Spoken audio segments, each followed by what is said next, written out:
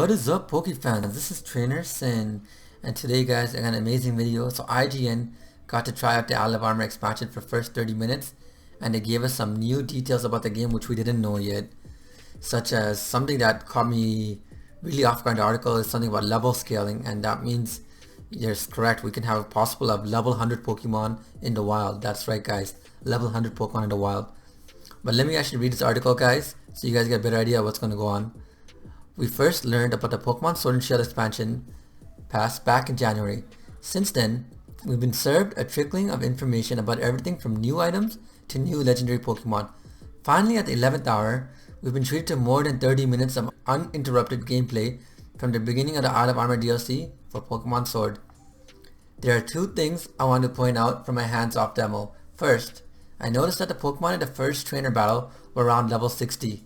That's crazy, guys. Level 60 to start the first Pokemon battle. That's probably because the Pokemon they brought over were around level 60, so it makes sense. The same as the highest level Pokemon in the trainer's party. Nintendo's Demetrius Bog told me that the new Pokemon expansion pass areas, trainers and wild Pokemon, scale with your own Pokemon's level. And this is what I meant. Say if you went there with level 100 Pokemon, they'd have level 100 Pokemon wild. If you went there with level 15, level 20, level 30, they'd have level 15, 20, 30 Pokemon. So that's something cool, guys.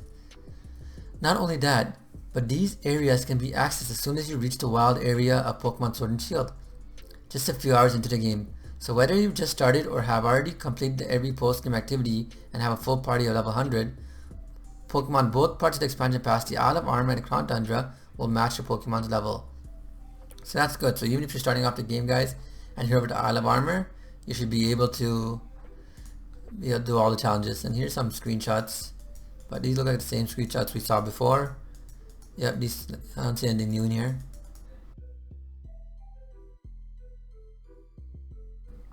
As of now, we're unsure whether the DLC areas will continue to scale with your level, or if the areas become locked to the level of your Pokemon when you first visit. But we will update this as soon as we hear back from the Pokemon Company. Regardless, this is great news. Anyone will be able to enjoy the Pokemon Sword and Shield expansion pass in an appropriate level regardless of how high or low level their Pokemon are. Though I can't comment on how difficult or easy this content will be. I'm thinking, guys, the game is going to be about 5 hours. 5 hours at least, maybe 4 to 5 hours. We already know the Isle of Armor would at least include an additional wild area, but this demo confirmed that the entirety of the island is basically one big massive wild area, with many more diverse terrains than on the mainland. I saw coastal beaches, swampy marshes, lush forest, gloomy caves, and even deserts during my short tour. At many intervals during the story and upon entering new areas, the camera swept over each spot, creating a beautifying panoramic effect that highlighted the topography of the island. It also seems as though all of these areas can be explored as soon as you get to the island, without needing to progress through the story, which leaves the placing in the player's hand. That's awesome, guys. That means you can explore as much as you want. They're not guiding you in one set way as they usually do. They're really giving that whole open world experience, and that's something I'm looking really forward to, guys. Overall, each of these micro areas seem to be a little more full with environmental touches like logs or trees than the mainland wild area was. I also saw Pokemon interact with their surroundings in ways I haven't before.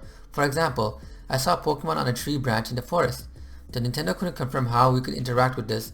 I'm assuming it could be lured down from the tree by whistling at it, like you would lure flying Pokemon down from the sky in the base Pokemon Sword and Shield. I also saw a huge, and I mean massive, whale lured in the water from the beach.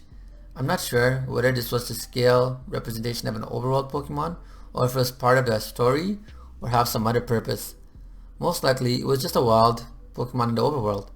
I know that's not surprising, but seeing a giant Pokemon in the water brought me joy in that moment. Overall, I saw a large variety pack on the island, and I'm happy to report that a few of my personal favorites returned. I did ask if the large inclusion of old Pokemon previously unavailable in Pokemon Sword and Shield was in response to player feedback, but the Pokemon company LVNZ said that the Isle of Armor expansion was already being developed before Pokemon Sword and Shield was released, so it seems as though it was always the plan, though he couldn't be certain. That's interesting, hey guys? Of course, there's more to the demo than just a tour of the island and its myriad Pokemon. I also got to see the first 30 minutes of the story, which include introduction to Clara in Sword and Avery in Shield, mustered a legendary Pokemon trainer who once trained Leon, and will now train you, and other NPCs that call the Master Dojo on the Isle of Armor their home. Because this demo was for Pokemon Sword, the Poison-type Pokemon trainer and our rival for expansion, Clara greeted us upon arrival.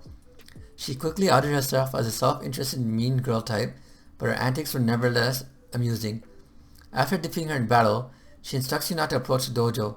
However, this is of course where you must go to progress the story. Once inside the dojo, after a quick battle, you're presented with a choice of the introduction of a move tuner that will accept Armor Knight ore as payment. Then Mustard explains that dojo's apprentices must complete 3 trials in order to earn the dojo's sacred armor. I wonder what the sacred armor is and what kind of effects it gives you. One of the challenges involving collecting max mushrooms, which I used to create the previously revealed max soup, which unlocks the ability for Pokemon to Gigantamax.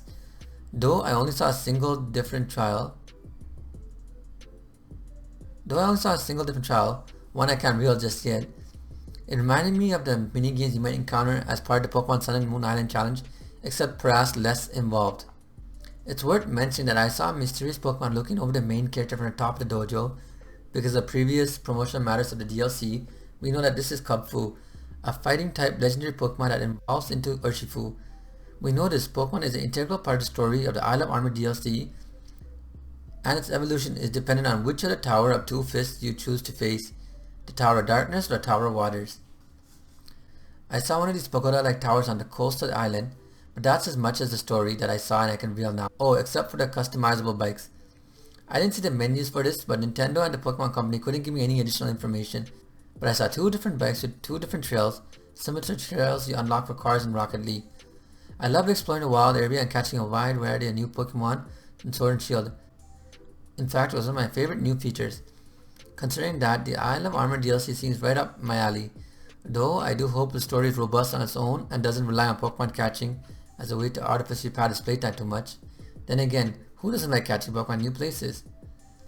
Well guys, that's me. So we got a lot of news in here.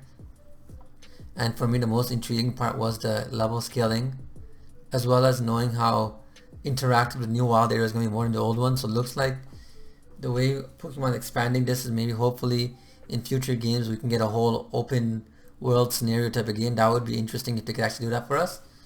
And that's all the news for today, guys. Leave a comment below on what you found the most interesting and what you're looking most forward to, guys. This is Trainer Sin, signing out.